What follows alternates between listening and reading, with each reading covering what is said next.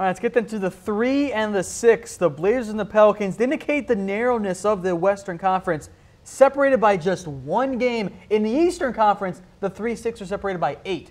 There's a lot of parity in that Western Conference beyond those first 2 seeds. It is, and the great part about all of these Western Conference matchups, besides Warriors-Spurs, is the matchup of the stars on each team. And we had our MVP power rankings last week. We had Anthony Davis and Damian Lillard at 3 and 4. Now we get to see them on a court together for 4 or 5 or even 6, 7 games. And you start with the Blazers, with how good they have been in terms of taking a step forward from last year. This is a team that could not get out of their own way last year. They were terrible on defense. They had nothing down low. You had Damian Lillard just launching up all these shots all the time. CJ McCollum couldn't get his rotation going. Evan Turner was one of the worst players in all of basketball. And then this year, the script completely flipped. They were able to play defense. Damian Lillard started playing more as a leader rather than just a primary scorer. CJ McCollum became one of the best 2 guards in the entire NBA in terms of his defense. And Jusuf Nurkic became the big that they have been looking for since they drafted Damian Lillard.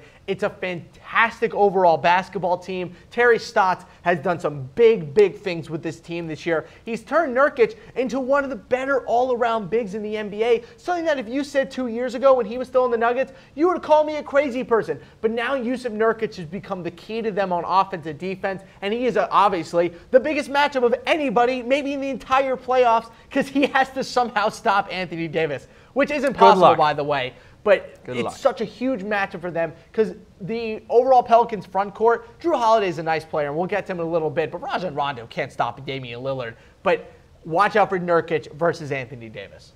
The Pelicans then, as you kind of mentioned there, it's all about AD and how he carries that team. But other players, for them to make an actual playoff run, are going to have to step up in a big way, especially with Boogie out. Yes, and with Boogie out, it all obviously falls on Anthony Davis, but it also falls on Jrue Holiday, who, mind you, is one of my picks for the All-NBA second team as a guard. He has been spectacular this year as their starting point guard since he's been healthy. He's honestly been one of the best point guards in the NBA, but no one cares because he plays in New Orleans and nobody watches the Pelicans, so no one knows how good Jrue Holiday's been. But another player that has been just fantastic for the Pelicans this year, or at least the past month, I should say, Rajon Rondo. And beware, Tom, because he's here.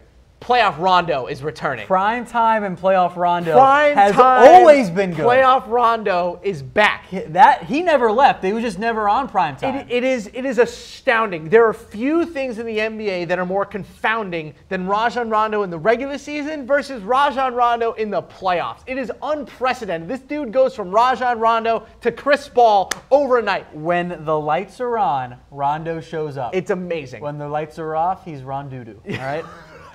I like it. Well, playoff Rondo versus Ron Doo-Doo. I like the comparison, but this is going to be a really fun matchup. I can't wait to see Damian Lillard versus Anthony Davis. All right, who you got? Blazers, Pelicans. This is a really tough pick for me overall. I think it's going to be a fun one. I have the Blazers in 6. This is Damian Lillard's time, and I'm sorry, Pelicans. Anthony Davis is going to request a trade at the end of the season. They're going to lose in the first round, and he's going to want out. Okay, interesting there. I am not going to rule out the Pelicans. There's not much separation between 3 and 6. I'd feel better if they had Boogie, but I'm not ruling out the Pelicans pulling off the upset there. The 6 over the 3 in the first round. I don't hate it.